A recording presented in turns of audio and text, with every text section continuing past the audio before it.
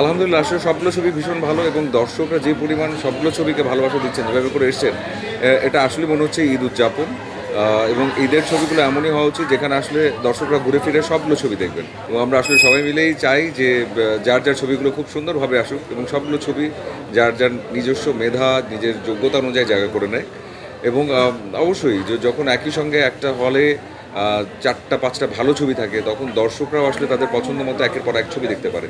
আমার কাছে তো এটা একটা আয়োজন মনে হচ্ছে, উদযাপন মনে হচ্ছে। আমরা সবাই আসলে ভীষণ রকমের চেষ্টা করেছি, তবে একটা বিষয় বলতেই চাই, আমরা আসলে খুব অল্প সময়ের মধ্যে কাজটা করেছি, যে কারণে আসলে ডাবিং এবং সব মিলিয়ে আমাদেরকে একেবারে রিলিজ এই হলে আসার আগ পর্যন্ত কাজ করতে হয়েছে আমাদেরকে, টেকনিক্যাল টিমকে।